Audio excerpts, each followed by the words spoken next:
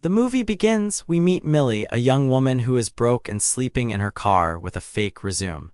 Today, she is interviewing to be a live-in maid for a wealthy, glamorous wife named Nina Winchester. Nina treats her like family from the first minute. She gives Millie a tour of the huge house her husband Andrew designed and quietly admits she is pregnant, but keeping it a secret from him for now.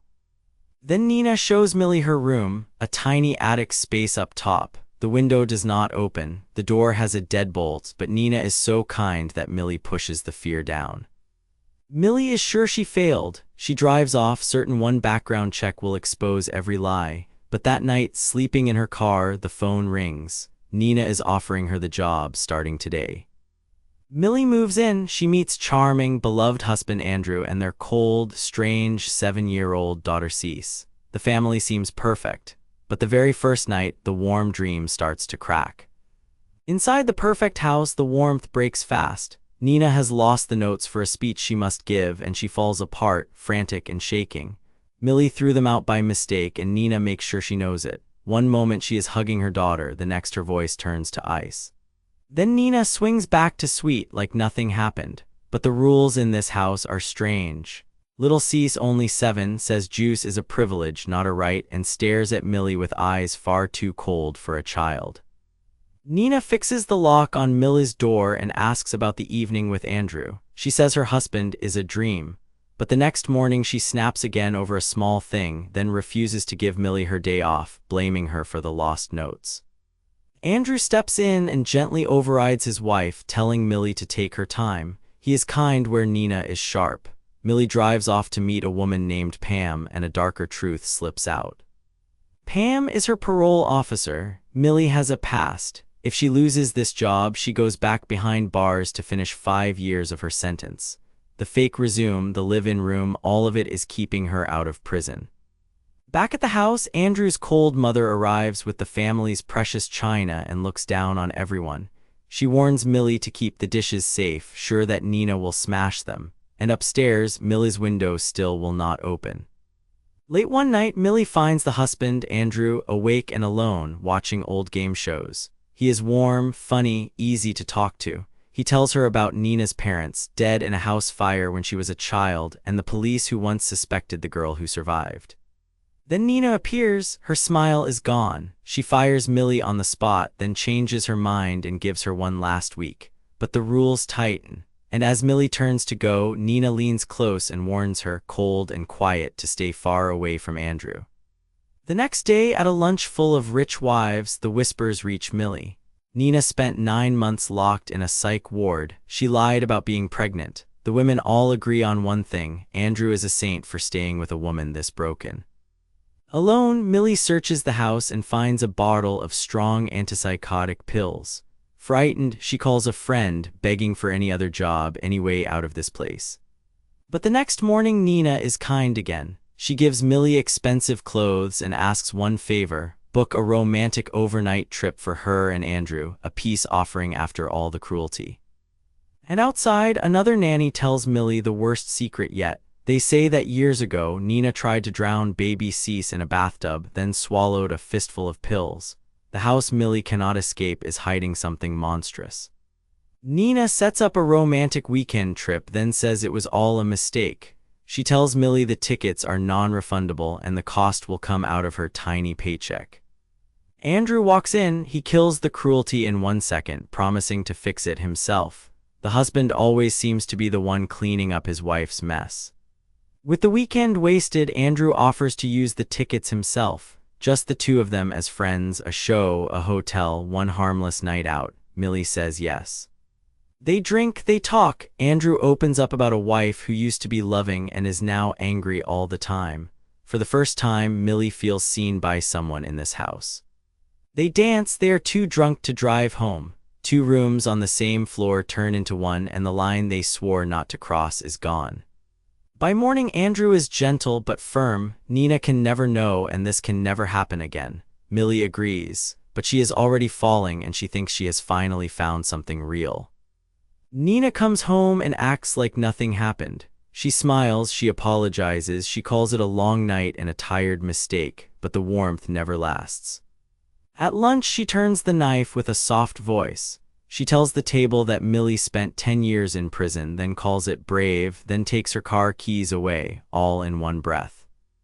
And Millie finally understands. Nina is not careless. She has known everything from the start. She knows Millie is trapped, that she needs this job, that she cannot run. Every cruelty has been on purpose. Then it gets worse. The police stop Millie on the road. Nina has reported her own car stolen. With Millie in handcuffs, Andrew steps in, smooths it over, and brings her home like a hero. Now Andrew confronts Nina. He says he knows about the trip, the hotel, the two of them together. And in front of Millie, he throws Nina out of the house and swears he will get little Cease back. He tells Millie it is not her fault, that he has not felt this way in years, and he asks her to stay. Millie believes she has finally won, the dream life, the good man. She fires the silent groundskeeper and Zoe herself, never guessing she has just stepped into the trap. And now the film pulls the rug out. The story rewinds and a new voice takes over. It is Nina's voice, and she is telling us the truth at last. Years ago, she was alone, broke, a single mother who clawed her way toward a law degree, then lost it all when a married man left her with a baby and nothing else. That is when Andrew walked in, charming, humble, $1 million smile. He took her to lunch, offered his mother as a babysitter, and made her feel saved at last. 6 days to win her, 6 weeks to propose. He was a knight in shining armor, and she said yes before she ever thought to ask one simple question. Who is Kathy, the mysterious woman this storybook house was first built for, the fiancé who vanished? Nina never asked what happened to her. She wishes she had. Because once the ring was on, the smile turned. He locked her in that same upstairs room and called her hair a privilege. He slid an envelope under the door and ordered her to pull 100 strands from her own scalp to earn her freedom. No food, a bucket for a bathroom. The man she married was a monster who tortured her over tiny mistakes, all while the town outside still believed he was a saint.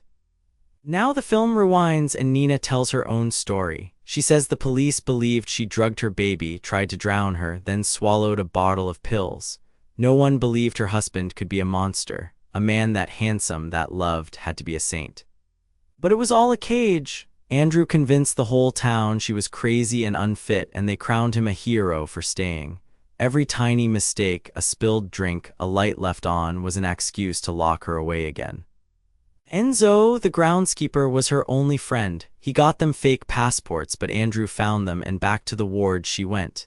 Every dollar was in his name. No money, no family, no chance at custody. She could never run. So Nina built a plan. She needed a replacement, a lonely woman who could survive Andrew. Then she found Millie, living in her car, broke, alone, and just out of prison for killing a rich man who hurt her. Back in the present, the trap snaps shut. Andrew has Millie locked in the attic. She broke his mother's precious china, and now he hands her a sharp piece and orders her to carve 21 lines into her own skin to earn her freedom. Outside, Nina takes Cease and walks free at last. When the girl asks about Millie, Nina says only that Millie can take care of herself. Now Millie is the butterfly in the box, locked in with a smiling monster. Locked in the attic, Andrew drops the charming mask. He offers Millie everything she ever wanted, a home, a family, if she will just play along. The smiling man is gone. This is what was under it all along. Then he changes tactics. Through the door he begs. He says he has a temper, that he did a terrible thing, that he wants to be better. He pleads for water, for forgiveness, for the door to open.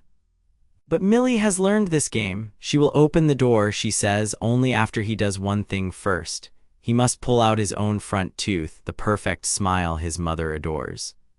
When he refuses, she opens his mother's prized china. One by one, she shatters the precious heirloom cups and plates while he screams and bargains, offering money, anything to make it stop. Then Millie says the words that freeze him. Nina never told him why she went to prison. She was locked up for murder. The hunter has finally met something he cannot break. Terrified now, Andrew gives in. He rips out his own tooth and slides it under the door. He begs to be let out. Millie tells him she will come back in the morning and walks away. At the top of the staircase, Nina finally stops being afraid. She tells Andrew the truth to his face. She would rather die than spend one more day with the monster who broke her. He lunges, they struggle, and the man who controlled everyone goes over the rail and down his own perfect stairs. This time, the cruelty has consequences. Nina tells Millie to run, but Millie cannot, so they choose the same lie together. He fell alone, changing a light bulb in the dead of night.